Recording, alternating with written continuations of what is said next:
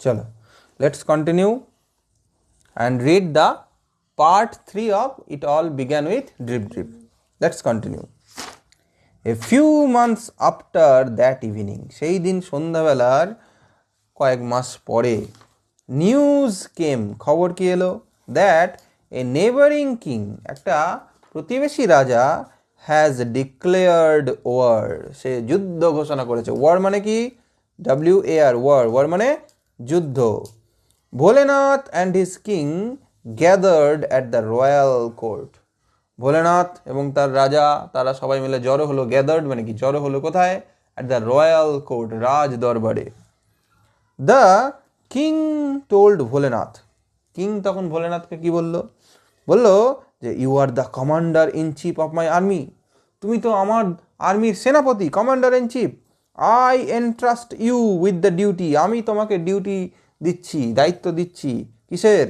Of protecting my state, state মানে কি? রাজ্য, আমার দেশকে তুমি রক্ষা করবে, প্রোটেক্ট করবে।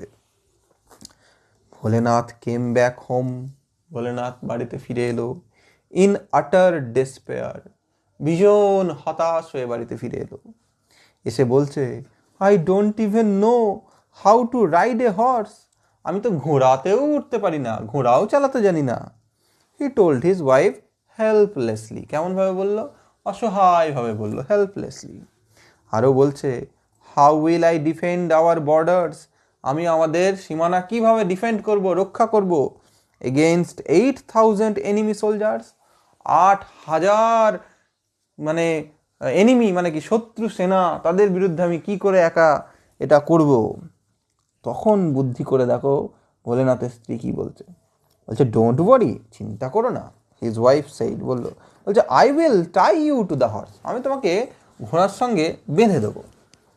ইন দ্য মর্নিং, সকালবেলায়, the king sent Bholenath a magnificent stallion, সকালবেলায় কিং ভোলেনাথকে কি পাঠিয়ে দিয়েছে? একটা দুর্দান্ত স্ট্যালিয়ন। স্ট্যালিয়ন হচ্ছে একটা ভালো জাতের ঘোড়া। Bholenath got up glumly, Bholenath খুবই দুশ্চিন্তায় মন খারাপ করে উঠল সেই ঘোড়াতে। On the horse, and his wife, তার স্ত্রী কী করলো? সিকিউরলি টাইড হিম, তাকে বেশ ভালো করে বেঁধে দিল যাতে পড়ে না যায়। To it with a rope, একটা দড়ি দিয়ে। The horse did not like the feel, এবার দড়ি দিয়ে যখন ঘোড়াটাকে বেঁধে দিচ্ছে, ঘোড়াটার সেইটা খুব একটা পছন্দ হলো না। ধর আমার গায়ে দড়ি টড়ি পেঁচিয়ে দিচ্ছে, অফ দ্য টাইট রোপ, সেই টাইট করে রোপ বেঁধে দিল, সেটা পছন্দ হলো না। ইট রিয়ার্ড, এটা কি করলো? একটু লাফিয়ে উঠলো, লাফিয়ে উঠলো। আর কি করলো? Suddenly and galloped of wildly, আর লাফিয়ে উঠেই কি করতে শুরু করলো? টকবক টকবক করে ছুটতে শুরু করলো। ওয়াইল্ডলি, একদম বন্যর মতো, কোনো নির্দিষ্ট ঠিক ঠিকানা নেই, সোজা ছুটতে লাগলো। ভোলেনাথ হাং ডেসপারেটলি, ভোলেনাথ কোনো রকম কষ্ট মস্তে ঝুলে থাকলো সেই ঘোড়াটার সঙ্গে।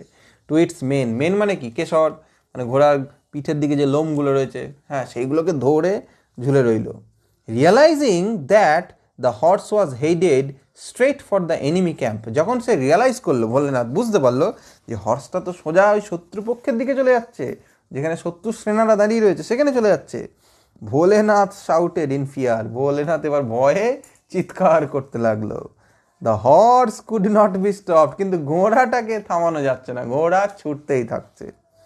ভোলেনাথ নোটিসড, ভোলেনাথ লক্ষ্য করলো, a large tree with its branches hanging over the road, যে রাস্তার ধারে একটা বিশাল বড় গাছ আছে আর গাছের ডালপালাগুলো ঝুলছে। As the horse galloped under the tree, আর যখন এই ঘোড়াটা ওই গাছের নিচ দিয়ে লাফিয়ে লাফিয়ে যে গেল, ভোলেনাথ রিচড আপ, ভোলেনাথ সেখানটায় একটু উঠে কোনো রকম সেই ডালগুলো ধরার চেষ্টা করলো। টু গ্র্যাপস দ্য ব্রাঞ্চেস, সেই ডালগুলো ধরার চেষ্টা করলো। গ্র্যাপস মানে কি? ধরা। অ্যান্ড পুল হিমসেলফ ফ্রি, ভাবলো যে আমি নিজেকে মুক্ত করে নেবো, ওইটাকে ধরে দেবো, আমি ঝুলে থাকবো, ঘোড়া বেরিয়ে যাবে।